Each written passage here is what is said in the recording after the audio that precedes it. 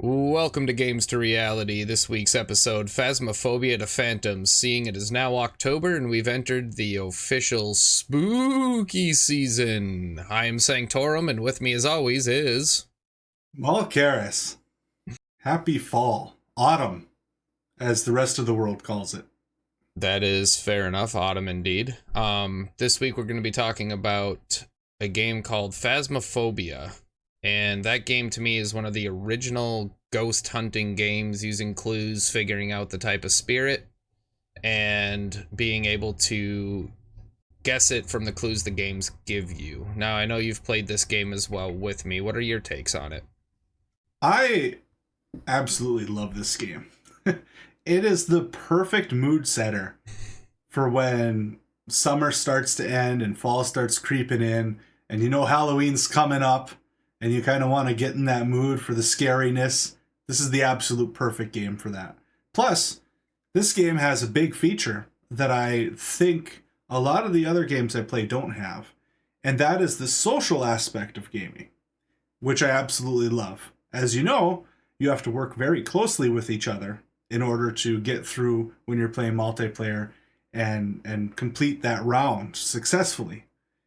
And you're talking to each other the whole time, and a lot of games lack that, and that's actually one of my favorite parts. So overall, I'd say I really enjoy Phasmophobia. How about you? You're right with the whole social aspect. It's incredible, especially in the in-game. If you play the game the way it's intended to and only use the in-game communications where you're close to each other, you can hear each other. If you're far away, you have to radio each other. And of course, if the ghost is hunting, you don't want to talk because it can find you. So shut off the lights, find a place to hide, and hope the ghost doesn't find you while it's hunting. Now, the game itself has several different types of paranormal spirits in it, spirit being one of them, but it also captures an array of different ghosts where you have to find the clues, figure out what the ghost is, the type, you vote on it, and then you leave, and you get money, earn to buy new equipment, and move on to harder maps, which is one of the things I also love about it. So not only the challenge of communicating with people, but also the teamwork that has to go into it makes it a unique array of a ghost hunting game that's kind of paving the way for some other games that are now coming out. Plus, there's nothing like that feeling when your flashlight starts blinking and you start hearing the heartbeat and the noises, and you're stressing to find a place to hide. Really gets the blood flowing. Doesn't matter how many times you've done it. Especially when you're hiding and you hear, "Oh shit!" and you hear the sound of one of your teammates being murdered by a ghost in the other room. That's always a 50-50 sigh of relief it wasn't you, but also a tear of sadness that they're not coming back. Or at least that. I also love the fact that you can mess with your teammates a little bit if you are killed and become a ghost. I really enjoy throwing balls and stuff and having them go, "What was that?" It would be more fun if you could trip the power to mess with them, but I understand why they don't do that. I do like the fact if you die, you can still guess the ghost, and you get a partial credit for it, but you get a penalty because you let the ghost kill you. Yeah. And you were telling me it's been a while, so there was a big gap in when I played. I've played the game last year around this time, and then I also played it recently, actually just last night.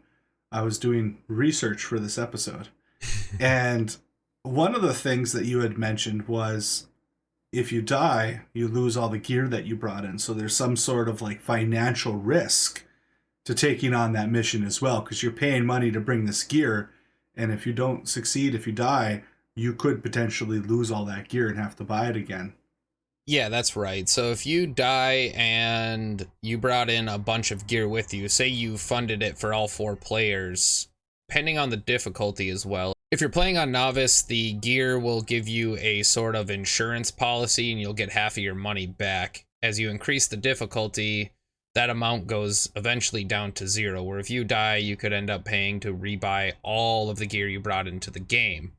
Now, if you each split it and every player brings their own pieces of gear, flashlights, things like that, and you die, just you lose that money in your gear, so it's not as big as a hike.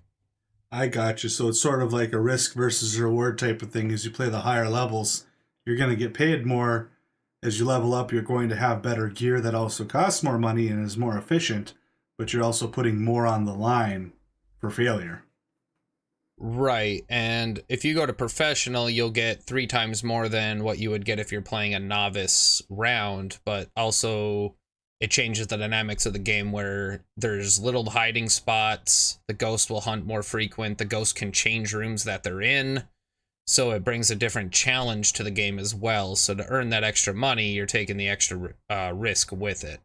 I also like how they added sort of, what do you call that, the HQ or whatever between rounds, where you can mess around in there and look at your trophies and play basketball. And there's a couple other things to play with, like a Jenga tower or whatever. Honestly, I know that that's meant to be like sort of decoration more than anything, it seems, but I could play there for an hour just throwing balls around. And if you're playing public, it's a good time to sort of waste while you're waiting for other players to join your game so you can go ahead and go. Some of the public experiences I've had have been great. Some of it have been where they don't talk, so it's kind of hard to share the clues. Like, they might know it's freezing temperatures is one of the clues in the game, but they don't share that with you, or they don't talk, so it makes it difficult. Hmm. So it's kind of been a 50-50 with my experience for public play itself. The best way, in my opinion, is get 3 other friends, load up a private server, and go. Yeah, yeah. Is that the max players is 4? Do you know? Yeah, the max lobby is 4 players. It is a game that's easily played with just, 1 individual. However, you're taking the risk of if you die, that's it, you're over. So having at least 2 helps out. So if one dies, the other one can continue on or help you make an educated guess to at least get some of the money back. Gotcha. So you've played the game, I think, a fair bit more than I have. Do you know in single player when you die, is it just over then and there, or do you still get a chance to guess like you do in multiplayer? It gives you a few seconds to take a guess, but then, yeah, it loads back up, you're done, and it brings you right back to the HQ because you did die. Now, in multiplayer, there's things in the game called cursed objects, some of them being the cursed mirror, which will show the location of the ghost, the Ouija board, which you can ask questions, how old is the ghost, where are you, things like that. There's also tarot cards that'll do, each card has a different effect pending what it is. Everything from helping you out to instantly actually killing you on the spot for drawing the wrong card. The monkey paw grants you 3 wishes. Pending what they are, you can wish for knowledge, which will eliminate some of the objectives in the book and help you narrow down what the ghost is. But you can also wish for life. And if you wish for life, you have a 50-50 chance of bringing a player back. But that 50-50 part comes in whether or not your life is exchanged for it. So you can bring them back, but you may die in the process. Ah, okay. So it's making sense now why I was asked to use the monkey paw to bring somebody back. Yeah. Let the new guy die. Thanks, guys. What are you talking about? You didn't even die. You brought me back, and then I got hunted and murdered right away again. See, it's moments like that. Like, that was perfect timing. I grabbed the monkey paw to try to bring you guys back. I was the last survivor, which was very surprising. I think I just happened to be heading out to the truck at that time to grab more gear, which, let's be honest, that's why I wasn't the one dead. And yeah, you guys got murdered and I tried to bring you back and it worked. Surprisingly, I didn't die. And then immediately upon bringing you back, it started a hunt and murdered you again. Guess I didn't like that play. No, considering especially when it brought me back, all my equipment was on the ground. I couldn't find my flashlight, couldn't see, and I got locked in the same room and murdered in the same spot 10 seconds later. But it brings into the fact of the fun of it. The other cursed objects, you have the summoning circle, there's the music box, and the voodoo doll. So all of them have their own effects, and they help you find the ghost, but at the same time, there's a risk to using them. If you ask too many questions on the Ouija board, it can shatter, start a hunt. If you look in the mirror too long to the location, the mirror can smash into pieces, which will start and initiate the ghost hunting. If you push too many pins in on the voodoo doll, and it hits the heart, that'll start the ghost from hunting. So you kind of have a risk versus reward when you're using those cursed objects. So you got to watch out on how much you use them, or if you even decide to use them before you figure out what the ghost is. So yeah, along with the cursed objects, there's risk versus reward using them. The level of equipment you have, the game has 3 tiers of equipment in it, and they all help you as you build up. Obviously, the first tier you start out with is, as you experience doing the weekly, they gave us all tier 1, and after you've used the tier 3 equipment, it's quite a downgrade. Oh yeah. I loved trying to find my way around with a match. That was great.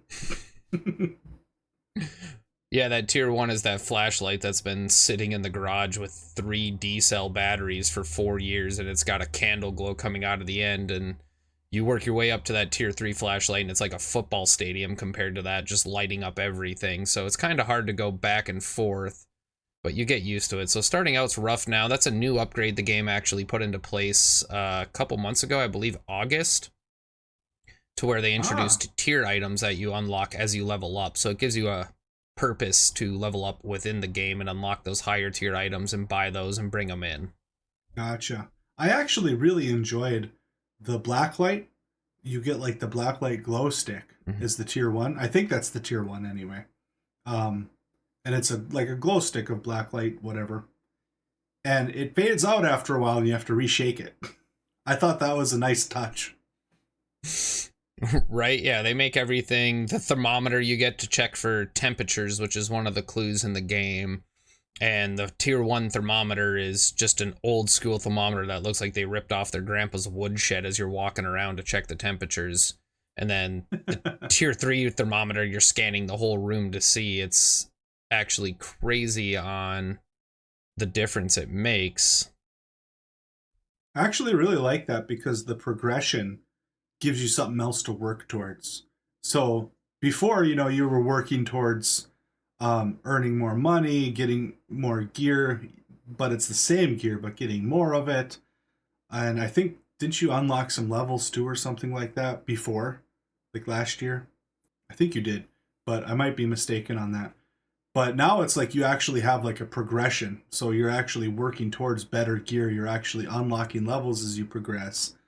And I don't know, I think that adds a really nice aspect to the game, actually.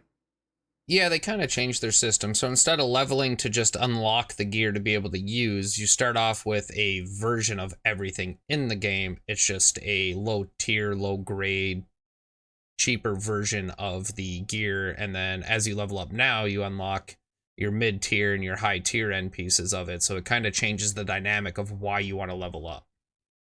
Gotcha. That makes sense. Yeah, but overall, I really enjoy the game quite a bit. I had a lot of fun, and I think I want to play it again really soon. Well, it is the season, so it's now the beginning of October, all of spooky season coming out. It's a great time to play this game, great time to get into it. They have the weekly challenges, and hopefully they'll be bringing back the Halloween challenge like they did last year, where they add certain Easter eggs into each map.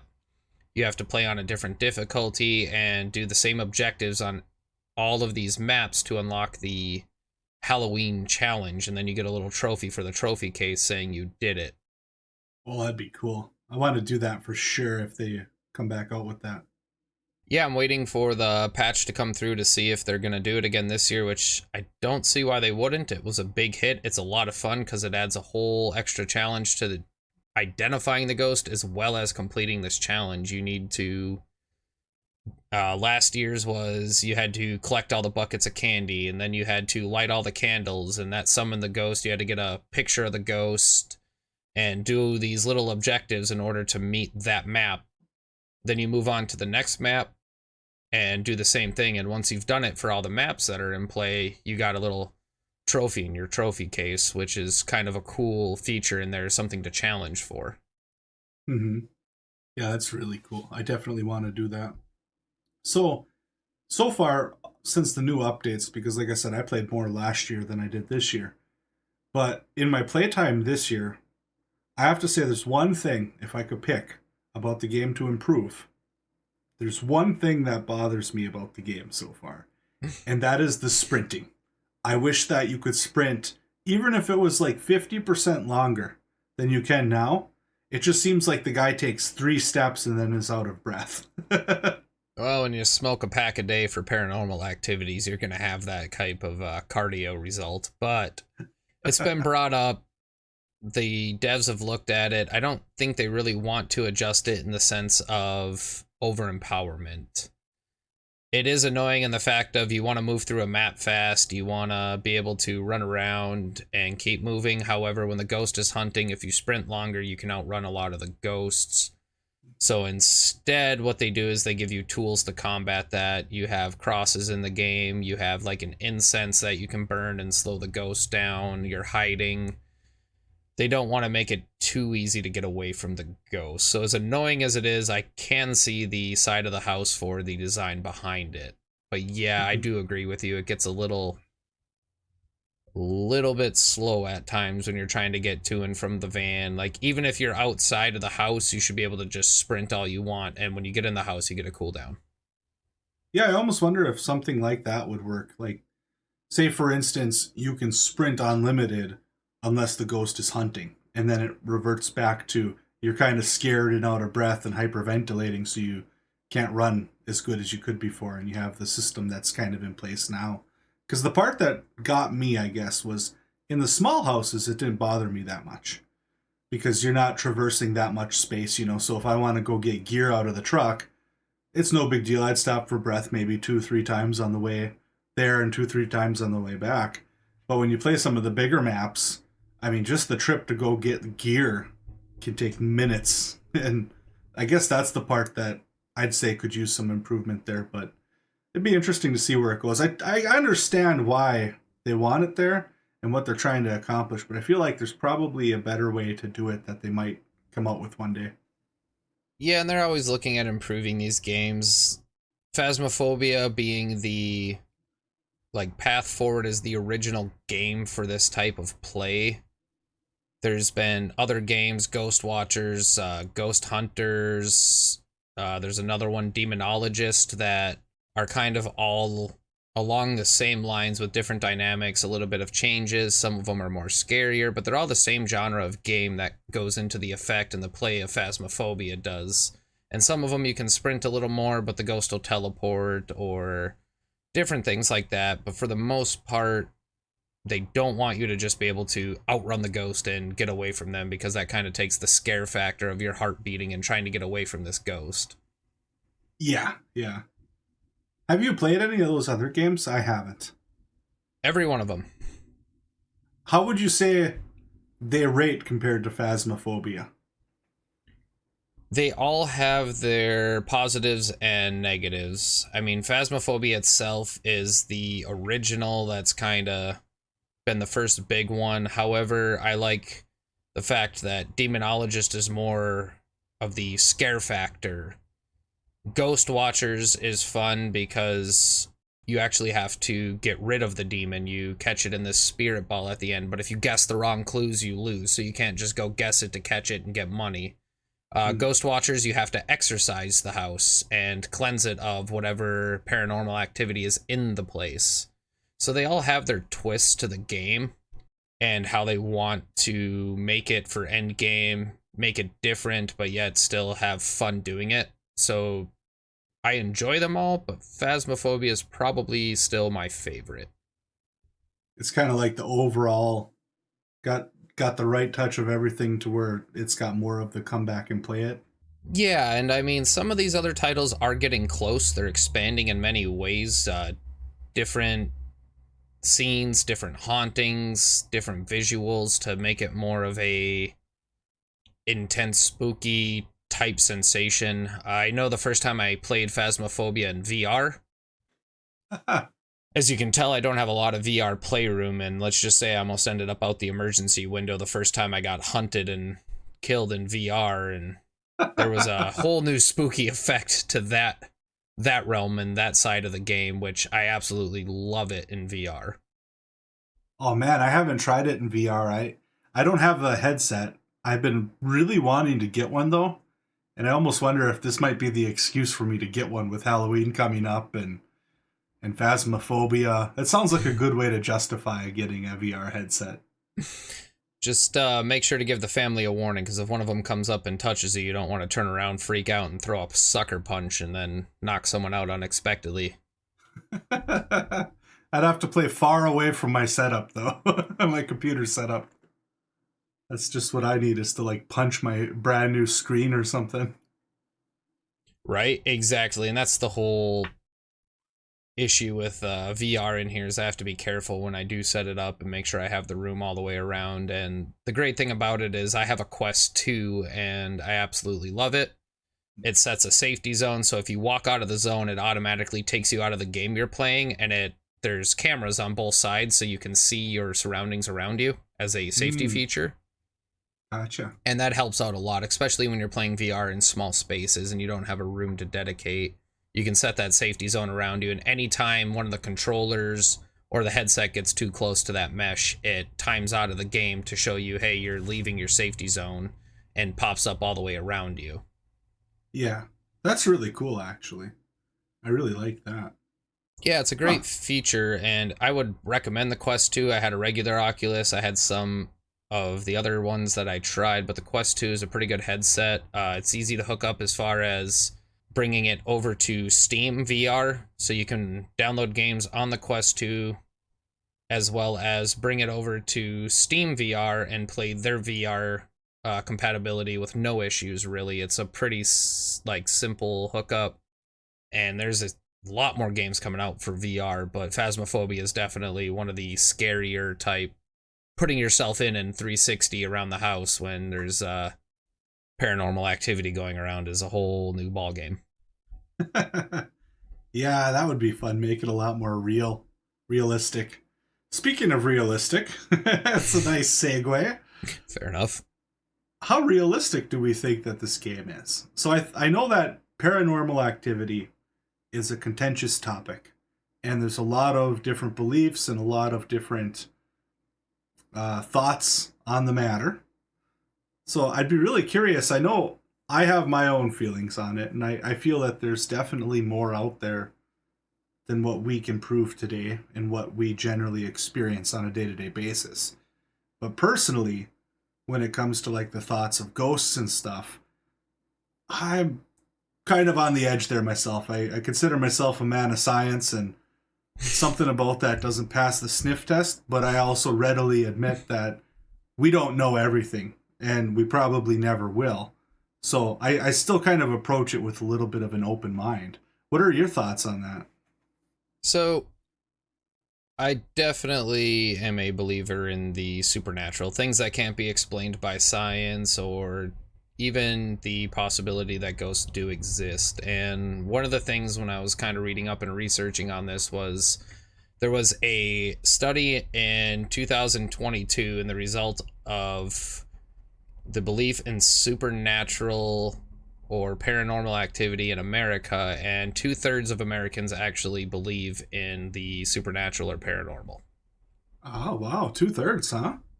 Yeah, it was a lot more than I thought it would. When you look at the history of ghosts, or the notion of, it's something that's not new. It's been around for many years, if not thousands of years, traced all the way back to the Odyssey, when Homer talks about it when he's writing that.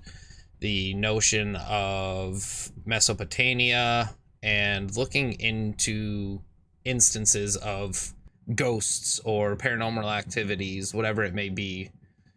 It's been around for a long time, so it's definitely not something easy to rule out.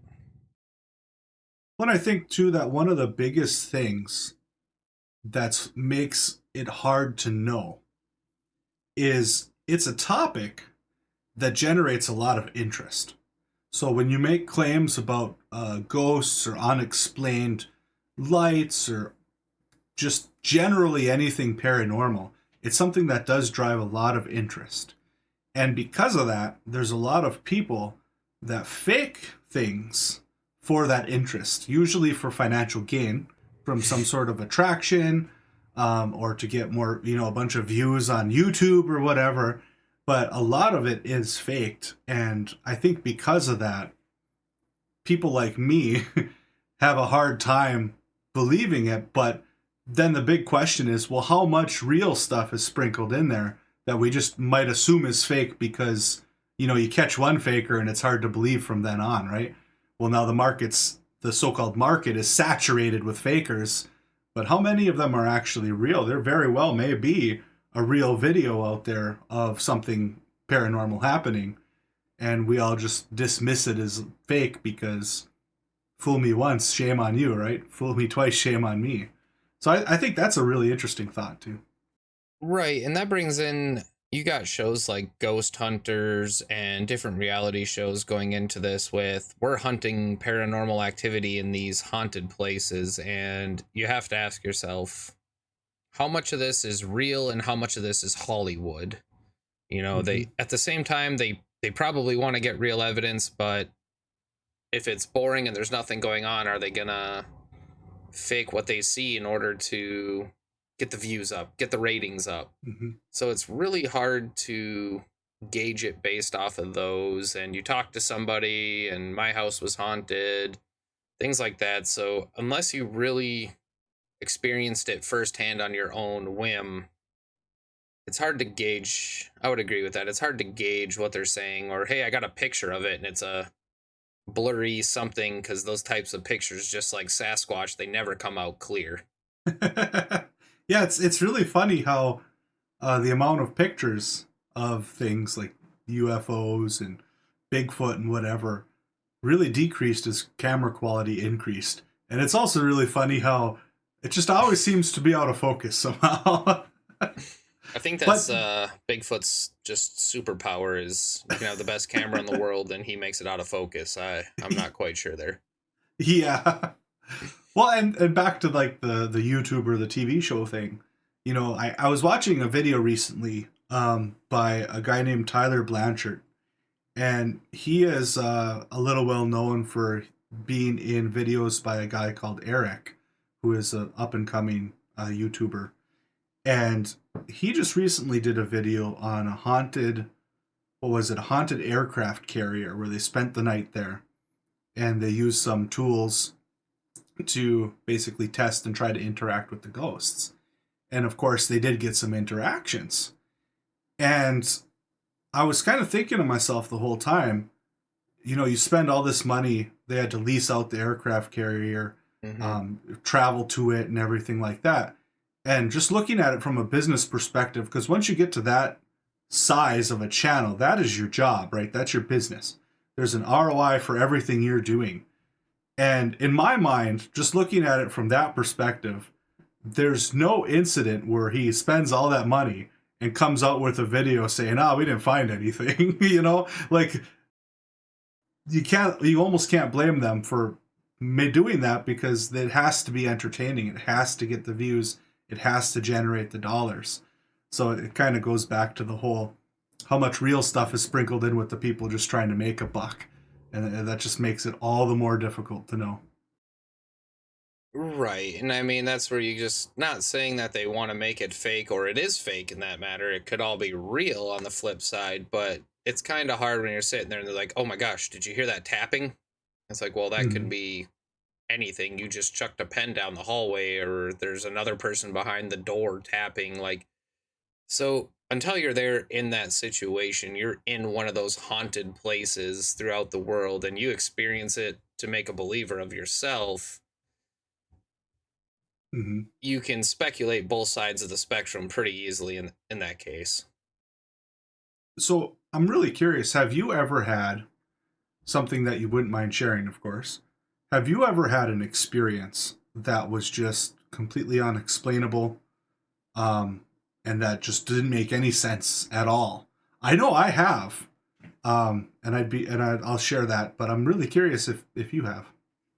Yeah, the house I grew up in, as weird as it was either some very, very bad carpentry, which is also a possibility, or just some weird things happening as a kid, like everybody's asleep and doors randomly open, or cupboards close, or things just aren't where they were, eerie sounds. And the neighborhood I grew up in is an older neighborhood, so there's history there. I'm not sure if there's any particular history on the house, but Uh, I remember a couple nights where you're just kind of laying in bed and you hear a door open and you get up like, what the heck was that? Everyone's sound asleep.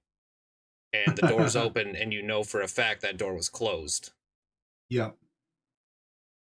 Yeah, that's actually so I lived in a very small town in Michigan at one point, and I found out after I moved in to my apartment that it was above a crematory, an old crematory that was no longer active, but was a functioning crematory at some point.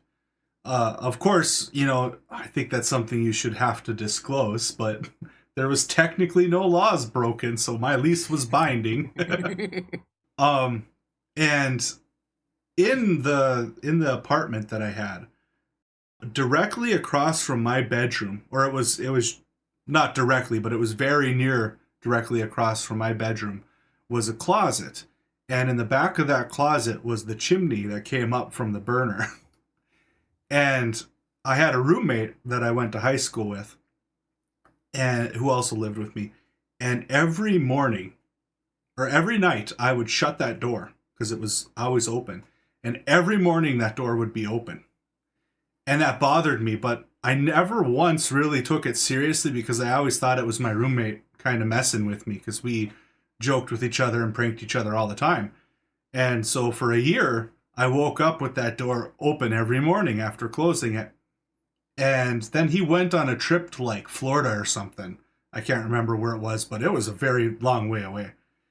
And I closed that door, and I woke up the next morning, it was open. And at that moment, it was like, I'm just not going to think about this and pretend it never happened. And that's what I mean. Until you experience it, it's kind of creepy. And even to the point where you have to question, I'm going to go stay at this haunted hotel. Is it something the hotel is set up and staged so you feel like you're frightened to get more people there? Or is it a different type of attraction? Or is it really just haunted? It it's hard, as you said before, to go to the point of reality or the point of people will go through to make someone else think something for the drive of business. hmm Yeah, once you start involving dollars, that's when it really becomes motivating. Right. Now, reading about the most haunted places that made sense to me, there's a few places, and actually two of them I have been to in real life reading, Oh, and one wow. of them is the catacombs in Paris, France. And it was definitely just chilling. Like, as soon as you walked into those catacombs, I mean, the walls are human bones. hmm And you were there. Yes. Yes, this Oh, is me wow. going into the catacombs, and there's a inscription on the entrance to the catacombs, and I am terrible at French, so I'm not even going to try and pronounce it, but in English it translates to "Stop. This is the Empire of Death." Hmm. Now, the catacombs were created in the 18th century. Large overmass of burials had to happen, and it is an extremely eerie place, but even then it wasn't like things flying at you or moving on their own and screaming chills down the, passageways. You've definitely felt some type of chilling, eerie effect, hair standing up, but it wasn't no episode of Supernatural from TV, I should say. But you definitely could feel it, though. You definitely felt uncomfortable, kind of. It was its own eerie, like, atmosphere around you or aura going on around you. I will say that, at least for me, it was. Hmm. I wouldn't mind going to the catacombs. I think that would be a really interesting place to visit. If for nothing else, for that feeling that you're describing. Because I've seen pictures of it and it looks, I don't know. It's like that morbid curiosity of, I think it would be worth a trip. I don't know how to explain it other than that. Right. And I would definitely recommend going to experience it. It's a once in a lifetime experience. Not that everyone can just hop a plane, go to France, go to Paris just to see the catacombs, but there is places in the United States as well. One of them right out in California, they say, is Alcatraz, which I've been there too. Ah, And Alcatraz. oh yeah, the unescapable prison, they said. Wasn't that where was it Al Capone was there? Al Capone, Machine Gun Kelly or George Kelly was there.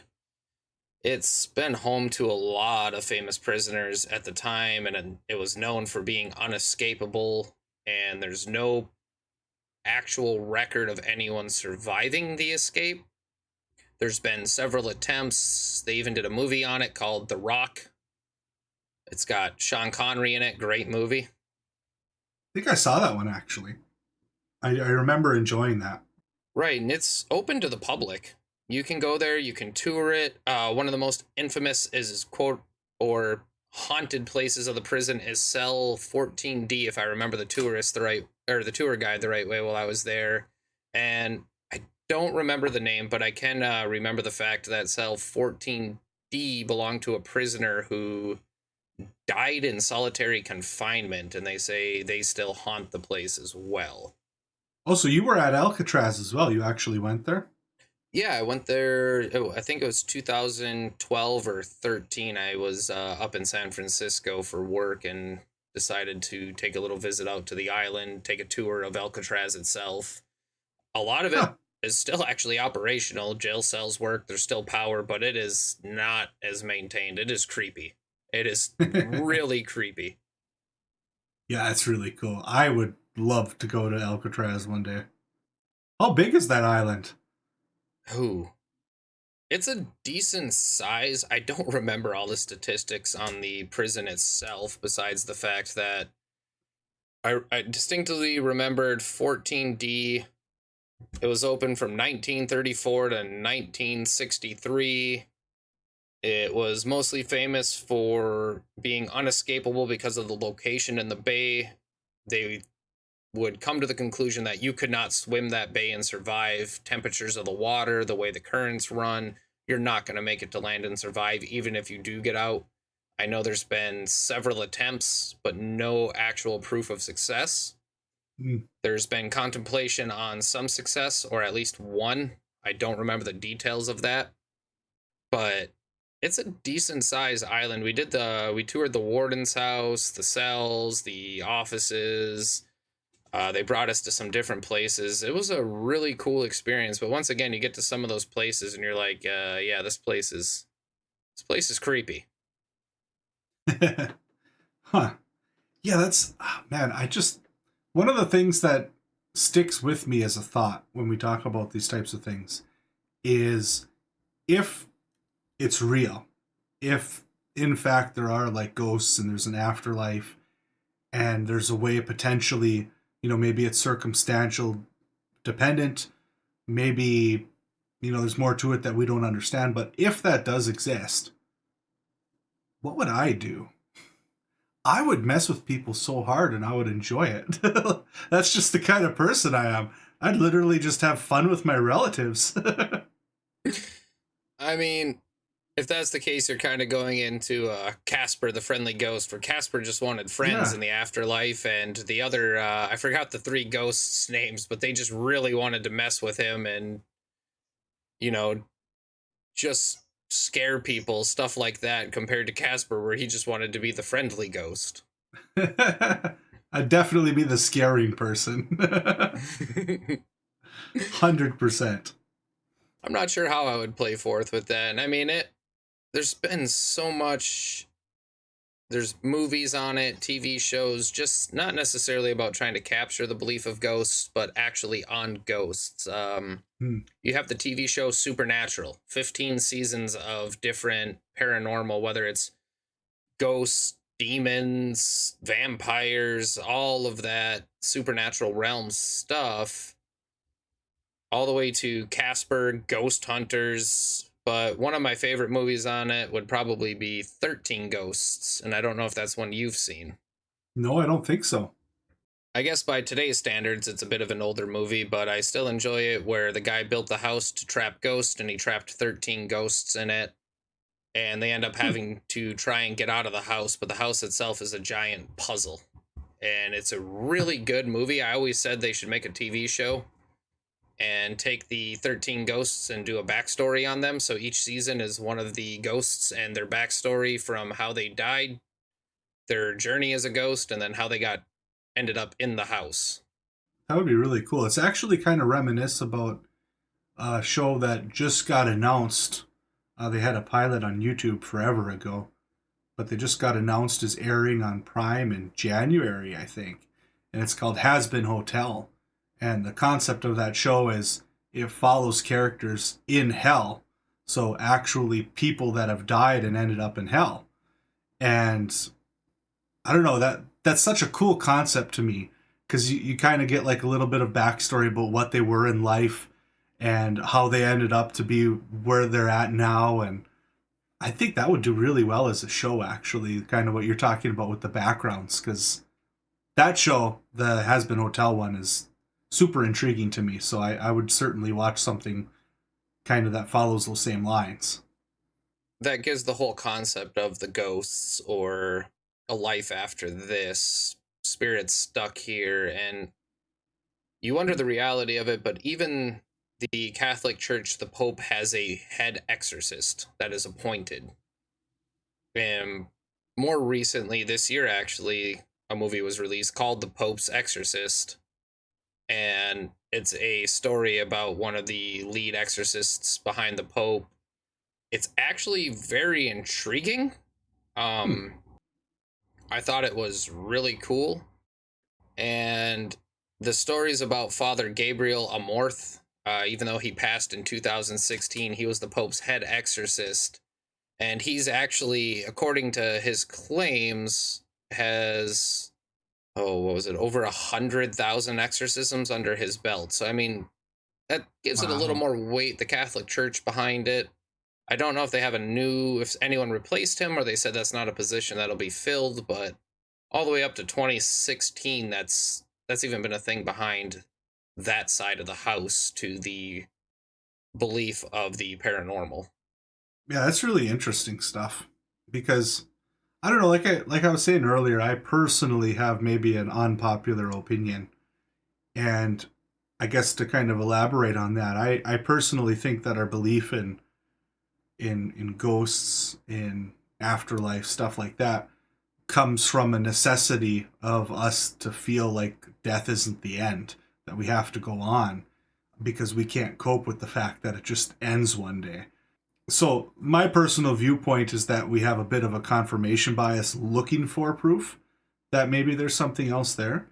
But I'm also open to the idea of it me being wrong. You know what I mean? Like I'm not saying that's 100% the way it is in my mind, but I would love to see like a scientific process to try and prove this. You know what I mean? That's not hindered by financial gain. That's not hindered by fame. And I think it would be really hard to pull off, but I think it's something that could probably be done. And I'd be really interested to see some more of that stuff because I think if we could actually do a scientific review on it, an unbiased one, which is, a little difficult, but maybe we'd see some stuff that might actually be really telling and would change like my mind and other people like me. So definitely look forward to seeing what the future brings on the topics though. And that's one of the things where you look at it and it seems to be kind of two sides of the same coin. You want the supernatural to exist for there being a life after death, and at the same side, you believe it exists because you find comfort in not knowing everything. So things that science haven't explained, well, it's supernatural. This is the answer to it for now until science can explain it. You go back to, Ra, the sun god in Egyptian culture, and different things like that, and then science starts explaining different phenomenons that used to be a cultural belief or a worship or something, but at the time they didn't have the science to back it up, and now it's, I don't want to say common knowledge, but now it's out there like, hey, this has been scientifically proven. Well, we're not quite there yet with the existence of a supernatural life or supernatural existence, a second life, however you want to put that. Mm-hmm. Yeah, and also I think that there's some things that we're not meant to know and that we maybe never can know. And maybe that is one of them, right? There's a lot about the universe that we don't understand. We're part of the universe, which inherently makes it so that way we can't understand everything about it because we're part of the system that we're trying to observe. And you can't observe something without influencing it. And maybe we just don't know nearly as much as we think we do too, which is exciting. It's actually very exciting in my mind. You're right. And I mean, like looking at that whole concept, I know when you reflect on that, it starts to make you as an individual, or at least it does for me. It makes me feel really small all of a sudden when you're taking myself in comparison to the universe. Mm-hmm. The way I like to kind of look at it to nerd out here for a second is you brought up a good point. Maybe we're not meant to know. So, in a sense of looking at it, maybe our programming doesn't let us know, or the way we're evolving doesn't have us going outside of those limitations, almost like a computer parameter. And it's kind of weird to think of it like that, but when you kind of look at a human being and compare it to a computer, there's a lot of similarities. A computer only knows what we program it to know. It can't know anything outside of those parameters. Yeah, I love that analogy. I'm a big proponent of there not being free will, which is a whole separate conversation, so I won't go into that right now. But the predictability of the programming that runs our biology, which in turn controls our physiology and our psychology, right? It's very deterministic. You can predict the outcomes based on the incomes. And the question about us having the ability to do what we want is because we don't know all the incomes, right? We don't know all the inputs. And we never can because we're, once again, part of the system. But I always love the analogy, and I'm sure we've all heard it before, but it's still my favorite one. No matter how smart the dog is, you can never teach it arithmetic, right? It's just, its brain is not meant to handle that. And I think it's kind of naive for us to think that our brains are equipped to handle how the entire universe works and everything in it, including, life and death. So maybe we're the dog in that instance that just can't quite grasp that concept no matter how hard we try and no matter how much we think we know.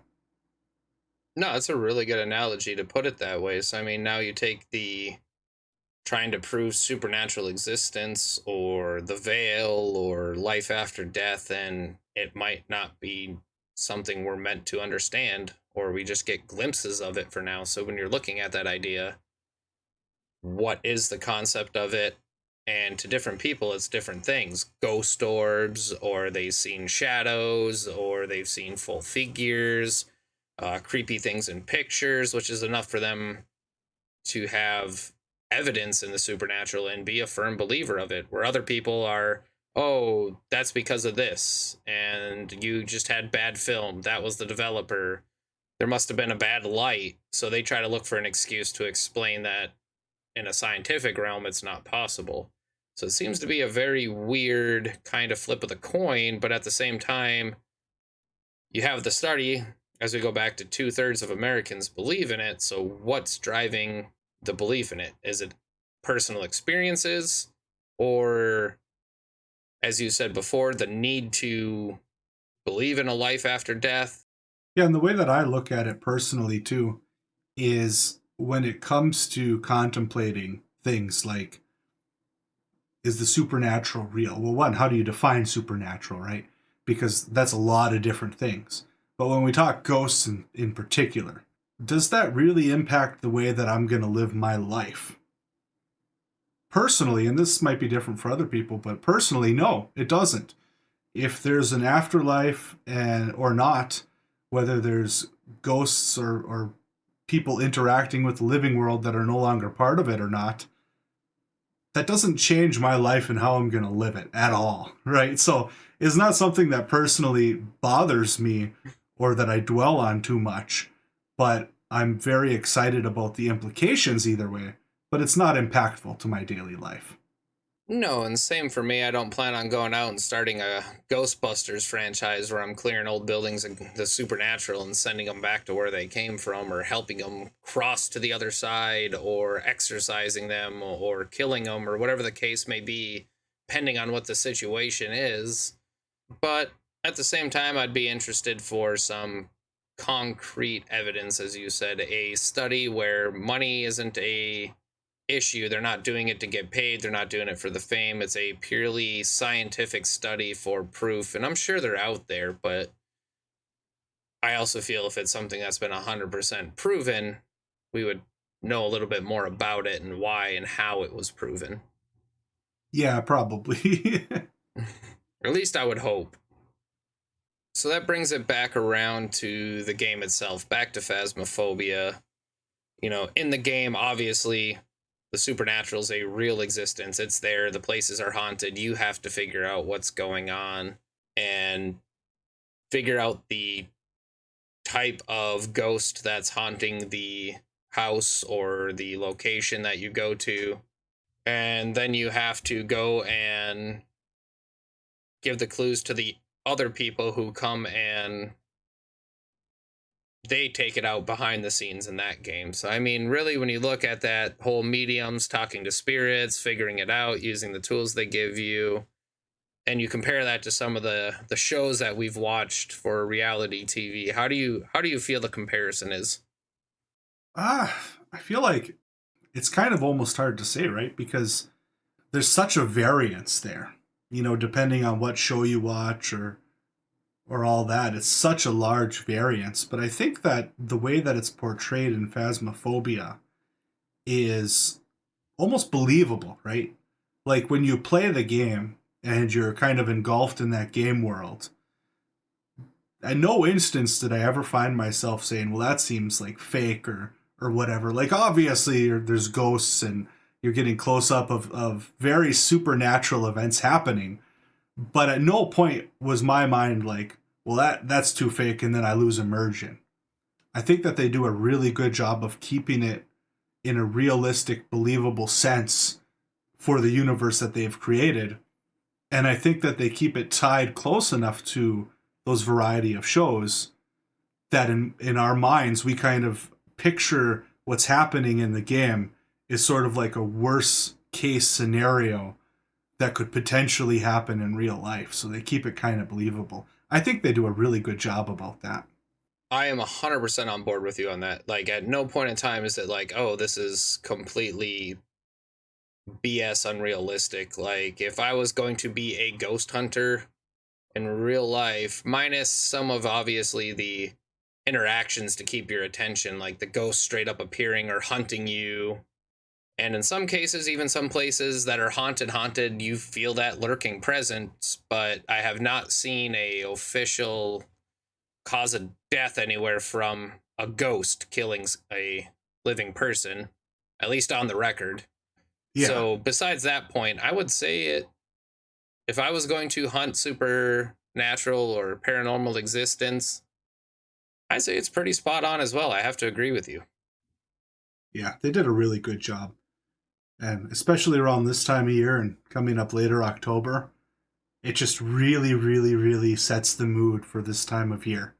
Like, I won't lie, I wouldn't enjoy playing the game as much come January or, March or whatever, different times of the year. But right around this time of year, it's really, really hits the spot and kind of fills that hole for the Halloween season, if you will, while we kind of wait to go trick-or-treating with our kids and stuff.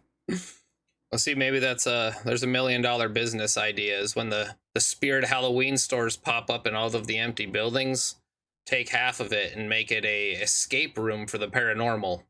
You have 1 hour to figure out what the type of ghost is or it kills you. Not legitimately, but you die in the escape room and have everything being haunted and creaky noises and scary, like a haunted house, but it's an escape room. So there's a $1 million idea for someone. If I see it pop up after the stream, hit me up offline so we can talk that 20%. I would non-ironically pay to do that.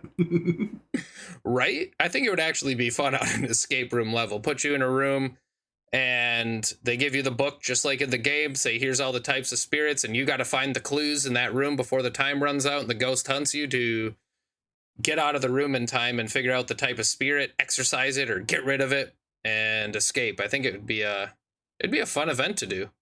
Yeah, I think you could realistically pull it off too, which is exciting. Yeah, with a couple of legal waivers, I'm sure, just like some of those haunted houses out there. Yeah, yeah. Someone needs to do this pronto. Right? It's not gonna be me, but there you go, an idea for somebody out there. So how would you rate the game overall? Let's see. On a 1 to 10 scale, 10 being one of the best games I ever played and 1 being one of the worst, I would have to give it probably like an 8. And the reason why I give it an 8 instead of like a 9 or a 10 is just because of the seasonality of it. Kind of like I said earlier, I can't see myself playing the game in the middle of summer or, middle of winter, etc. It's very seasonal for when I would enjoy to play it. But other than that, I think it really hits that social aspect, which I love. I think that's why some of us play video games, is the socialization. And personally, that's not usually a reason why I play video games. And that's one of the things that really makes this one stick out for me. But yeah, I think they do a really great job keeping you on the end of the seat, giving you a goal, and keeping you entertained along the way. So I'd say it's a solid 8 to 8.5. What about you? Well, I'd say that's a fair rating, but I'm actually going to go with like a 6.5, 7. And the gameplay, great. The concept is amazing, but I do think there's some quality of life improvements they can make to the game. I feel the graphics could be a little more realistic, and I understand the VR side of the house and keeping that on the drive too. But the biggest thing I think they could make more fun is the spooky factor of it. It is scary, but I feel they should make it a little more, I don't want to say scare factor, jump factor, but a little bit of that, and then maybe some different death animations. It's always the same death animation every time, or different ways that the ghost is chasing you, to kind of mix it up a little bit and keep you more on the edge of your seat. I feel like that would bump it up quite a bit. The game's meant to be played all year round, so to me it's not just a Halloween game, and ironically enough, to them it isn't either. There's achievements for playing over Christmas, achievements for playing over Easter, so it's a year-round game, but I definitely feel it most during, around Halloween when all the scary stuff's out, and it's a good game to shut all the lights off and play, and then, turn them all back on when you try to go to bed. I like that. I like that a lot. Well, and I actually like the thought about cranking the fear factor up, if you will. The thought of them just kind of like taking it from, I'd say it's like at like a 5 or a 6 right now in terms of like scary, maybe even a 4. Like it's creepy, sure, but once you get past your first, ghost sighting and you're in the first handful of interactions, it's not that scary anymore. I'd be really interested to see how the game would look if they cranked that up to 10 with the goal of making you try and pee yourself, right? Like that would be a welcome change in my book as well.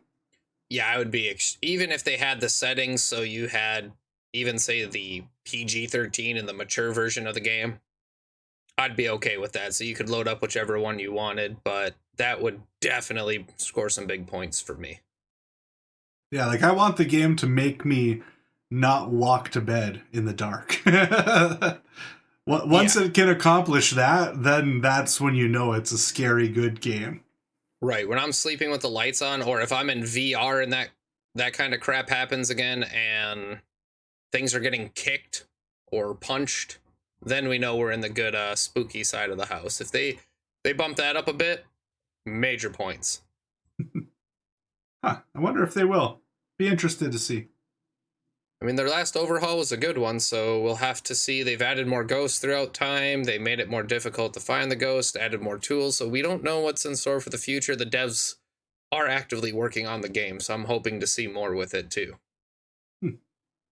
So that about wraps it up for this week's episode. And in lieu of the spooky October season, we want to keep the trend going, which will bring us into next week's episode for episode 4, Diablo and Demonic Lore, where we're going to talk about the games of Diablo and the existence of demons or the actual demonic lore itself behind the game. Ooh, that's a topic near and dear to my heart. I'm weird and I studied demonology for a few years just out of interest. Well, in that case, I best study up on that one then. Well, I can't wait till next week. Always fun. This topic was great. And just a quick reminder that this show is opinion and conversation based. Our facts may not be 100% correct, but we try our very best. Let us know if you see anything that needs a correction going forward. We appreciate it. Absolutely, and if there's a topic you want to see, feel free to comment it in the comments on YouTube, or if you have some ideas or something you even want to add to the episodes in the future, let us know. Perfect. Well, thank you guys. Have yourselves a wonderful day.